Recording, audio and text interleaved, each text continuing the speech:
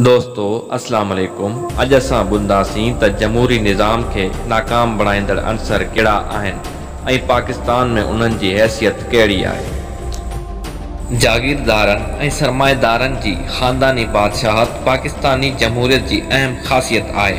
अहिड़े लाड़े जा हामी फ़र्द पार्लियामेंट में अवाम जे हक़नि जी कानून साज़ी करण बजाए पंहिंजे मुफ़ादनि जो तहफ़ुज़ कंदा आहिनि, चाहे उहे कहिड़ी बि पार्टी में हुजनि, पर उन्हनि जो ख़ानदानी ताल्लुक़ हिक ॿिए खे इक़्तिदार में हिसेदार बणाए थो। जागीरदार ऐं सरमाएदार तबिके जा पंहिंजा पंहिंजा मुफ़ाद आहिनि। इहे अवाम जा हक़ बख़्शिराए इक़्तिदार चाहिनि था, चाहे आमरियत हुजे या नाम निहाद जमहूरियत, पर ही इक़्तिदारी धुर जो साथ ॾियनि था। तारीख़ी तनाज़ुर में ॾिसिजे त आज़ादीअ खां अॻु केतिरनि ई सालनि खां जवाहरलाल नेहरू जी अॻुवाणी में हिकु कमेटी लैंड रिफॉर्म्स ते कमु करे रही हुई। सिंध ऐं पंजाब जे मीरनि, पीरनि ऐं जागीरदारनि खे पतो पइजी वियो त नेहरू उन्हनि जूं जागीरूं टोड़े बेज़मीन हारनि में ज़मीनूं विरहाए छॾींदो। उन करे मुस्लमान जागीरदारनि, ख़ासि करे पंजाबियुनि, मुस्लिम लीग में शमूलियत अख़्तियार करणु शुरू कई ऐं पाकिस्तान ठहिण जी हिमायत कई। उन्हनि ॼाणे वरितो त पाकिस्तान जी रियासत में हू तबक़ाती मुफ़ादनि जो तहफ़ुज़ करे सघंदा ऐं उन्हनि खे ख़तरो हो त नेहरूअ जी सोच पटांदड़ कांग्रेस ज़रिए सुधारा आणींदी। नतीजे में उन्हनि जूं जागीरूं बची न सघंदियूं। चिटाकांग बंगाल जो ॿध क़बाइली सरदार त्रिदेव राय ऐं अमरकोट सिंध जे राणा चंद्र सिंह जी वॾनि खे बि पंहिंजूं जागीरूं वञण जो ख़ौफ़ हो। छा उहे बि जागीरूं टोड़नि जे ख़ौफ़ में मुस्लिम लीग में शामिल थिया हुआ? हिंदुस्तान में नेहरू जी सोशलिस्ट सोच वॾी सतह ते ज़रई सुधारा आणे जागीरूं टोड़े छॾियूं, जॾहिं त पाकिस्तान में अयूब ख़ान ऐं ज़ुल्फ़कार भुट्टे जे दौर में ज़रई सुधारनि जो कमु थियो, पर जागीरदार पंहिंजनि रिश्तेदारनि जे नाले खाता ठाराए ज़मीनूं बचाए विया। आज़ादी खां पोइ नओं आबादियाती वरसे खे जारी रखियो वियो। इतिहास ॿुधाए थो त चौधरी, पीर, जागीरदार ऐं सरदार मुफ़ादनि ऐं मरातनि लाइ ताक़तवर सरपरस्ती क़बूल कंदा रहिया आहिनि। जागीरदारनि, सरदारनि ऐं पीरनि हर दौर में पंहिंजूं वफ़ादारियूं तब्दील कयूं आहिनि। अंग्रेज़नि जी कॉलोनियल दौर में बि उन्हनि जागीरूं वरितियूं ऐं जावा कया। जवाहरलाल नेहरू पंहिंजी धीउ इंदिरा ॾांहुं लिखियलु ख़तनि वारे किताब ग्लिम्पसिस ऑफ वर्ल्ड हिस्ट्री में जागीरदारी जे बारे में लिखियो आहे, जंहिंजो थुल्हे लेखे मफ़हूम ही आहे त अंग्रेज़नि जे अचण खां अॻु जागीरदारी आख़िरी पसहनि में हुई, पर अंग्रेज़नि उन खे जीआरियो, जागीरदारी जी हिमायत कई, जागीरदार पैदा कया ऐं मज़बूत कया। समाज में तज़ाद कहिड़ा आहिनि? तज़ादनि जो टोड़ कहिड़ो आहे? जमहूरियत जा बुनियाद कहिड़ा आहिनि ऐं किथे आहिनि? छा पाकिस्तान में जमहूरियत नाकाम ऐं फरसूद निज़ाम बणिजी चुको आहे? सिंध में सनअतकारी बदिरां जागीरदारी खे जीआरियो वियो। तारीख़ पढ़ी ॾिसिजे त घणे भाङे 1937 ईस्वी, 1946 ईस्वी ऐं 1954 ईस्वी जी चूंडनि खां 2018 ईस्वी जी चूंडनि ताईं इहे साॻिया ख़ानदान ऐं साॻियूं पीढ़ियूं अवाम जे मथे में लॻल आहिनि। जागीरदारनि जी ख़ानदानी सियासत जमहूरियत जे नफ़ी आहे।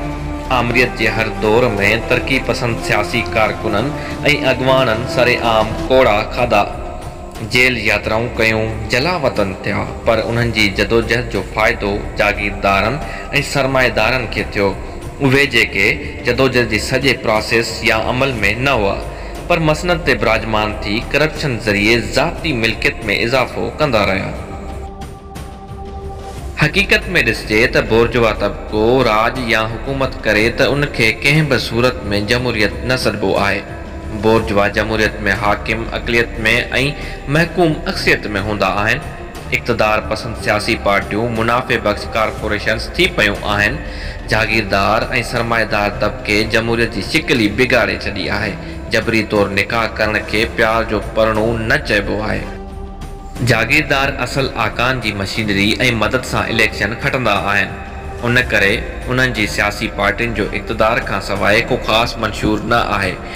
उन्हनि पार्टी मंशूर में सेक्युलरिज़म ऐं इंसान दोस्ती जूं शिकूं ई ख़तमु करे छॾियूं आहिनि। उन्हनि जा मोल मथा रिजती सोच जी अकासी कनि था। हाणे हिकु मज़हबी पार्टी ऐं इक़्तिदार परस्त पार्टी PP, नून लीग, PTI वग़ैरह में फ़र्क़ु करणु ॾुखियो आहे। ब्यूरोक्रेसी हर इक़्तिदारी धुर सां वफ़ादार हूंदी आहे। जमहूरियत में रंग, नस्ल, मज़हब, ॿोली, जिन्स वग़ैरह जे फ़र्क़ बग़ैर हर शहरीअ खे बराबरि मौक़िया हूंदा आहिनि। पर बोर्जवा जमहूरियत जे राज में गंगा के उल्टो वायो वञे थो। मिसाल तौर औरतूं ऐं मज़हबी अक़लियत जी मख़सूस सीटनि ते जेके फ़र्ज़ अचनि था उहे बि पुठिते पयल इलाइक़े ऐं पीड़ियल तबिके जी नुमाइंदगी नथा कनि। इहे सरमाएदार ऐं जागीरदार तबिके मां खयां वञनि था। अक़लियतनि जो पहिरियों ऐं आख़िरी हक़ीक़ी नुमाइंदो पाकिस्तान जी पहिरीं काबीना में क़ानून ऐं इंसाफ़ जो वज़ीर जोगिंदर नाथ मंडल हो, जेको अम्बेडकर जो नज़रियाती दोस्त हो। जिन्ना साहब पाकिस्तान जी शुरूआती बहरानी दौर में मंडल खां कानून साज़ी लाइ मदद घुरी हुई। 3 जून 1947 ईस्वी ते वाइस राय लॉर्ड माउंट बेटन बंगाल के 2 हिस्सनि में विरायो ऐं मंडल पाकिस्तान जी हिमायत कई। 8 अक्टूबर 1950 ईस्वी में वज़ीर आज़म लियाकत अली खान के तवील ख़त लिखी इस्तीफ़ा ॾिनी।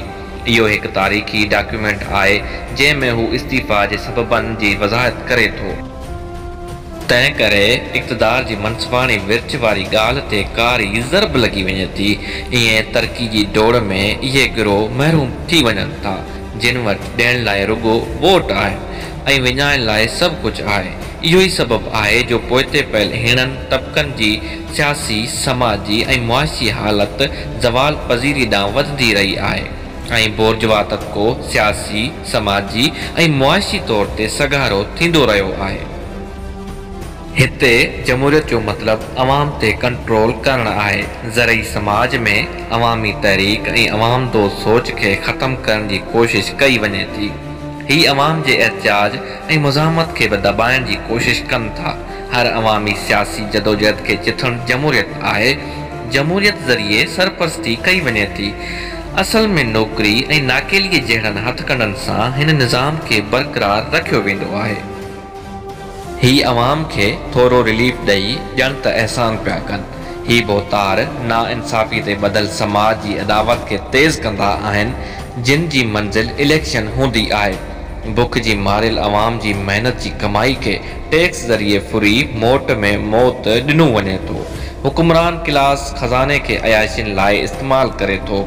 मौजूदा समाजी बीहक में वोटर जी का अहमियत कोन्हे को। उन जी मुआशी ऐं समाजी हालत सुधरण बजाए ख़राब थींदी पई वञे।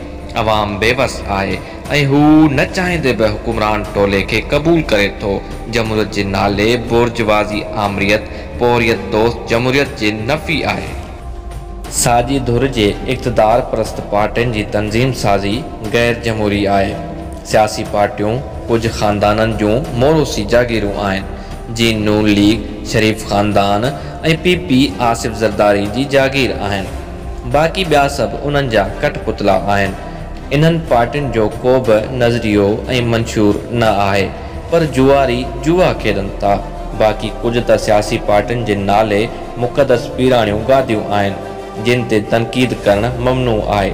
समाजी इंसाफ़ ऐं अशराफिया जे किरदार खे घटाइण लाइ लैंड रिफॉर्म करे जागीरूं टोड़ियूं वञनि ऐं सियासी पार्टियुनि में सरमाएदारनि, पीरनि ऐं जागीरदारनि जे किरदार खे घटायो वञे। वधंदड़ आबादी जे तनाज़ुर में ज़मीनी सुधारा आणण वक़्त जी अहम ज़रूरत आहे।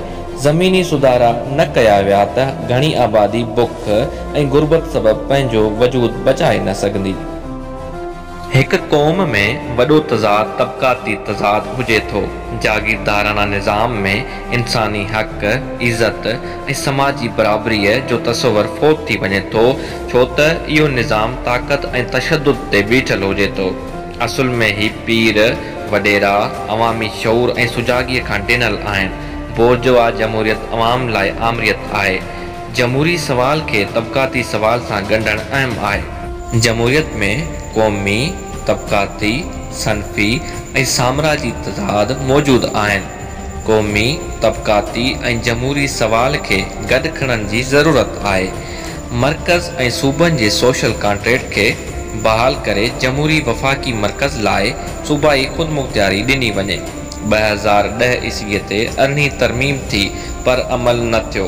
सूबनि जी शिरकत सां मरकज़ ऐं वफ़ाक़ी पार्लियामानी निज़ाम फुलदायक थी सघे थो। माज़ीअ जी कामयाबियुनि ऐं नाकामियुनि जो तजियो करणु ज़रूरी आहे। माज़ीअ मां सबक़ सिखंदे दौरे हाज़िर जी नयनि घुर्जनि सां हिन रियासत खे जमहूरी लाड़े सां सुधारो करे सघे थो। आज़ाद मंडी रियासत जो अमली नज़रियो आहे। आज़ादी ऐं बराबरी जहिड़ा लाड़ा न्यू लिबरल मैशत में बि मौजूदु आहिनि ऐं बोर्जवा तबिके ताईं महदूद आहिनि। आज़ादी बराबरी ऐं रोशन ख़्याली जो प्रचार करण सां बि रियासत या समाज जमहूरी नथो थिए। जीअं तरक़ी पसंदी ऐं रोशन ख़्याली बोर्जवाज़ी में रही आहे, तीअं जमहूरियत साम्राजियत में बि मौजूदु आहे। आलमी साम्राज जमहूरियत जी निड़ीअ ते न रखे थो। पाकिस्तान में अवामी जमहूरियत न पर बोर्जवा जमहूरियत रही आहे। बोर्जवा जमहूरियत बोर्जवा तबिके लाइ आहे। हिते बूट पहिरीं आहे ऐं बेल्ट ते लॻंदड़ ठपो पोइ आहे। बुनियादी तब्दीलियुनि खां सवाइ जमहूरियत मुमकिन कोन्हे। अवामी जमहूरियत लाइ अहम आदर्श तबक़ाती जदोजहद आहे। हिन सरमाएदाराणी ऐं जागीरदाराणी मांडाण साम्हूं पोरित सियासत ई हिन सॼी दरियाफ़त जो जवाबु आहे। त दोस्तो, असांजी ही नंढड़ी काविश अव्हांखे कीअं लॻी? ईंदड़ क़िस्त ॾिसण जे लाइ असांजे चैनल अणॿुधल कहाणियूं खे सब्सक्राइब कंदा, लाइक शेयर ऐं कमेंट ज़रूरु कंदा। तंहिं वक़्त जे लाइ इजाज़त। सिंध सलामत, साथ सलामत।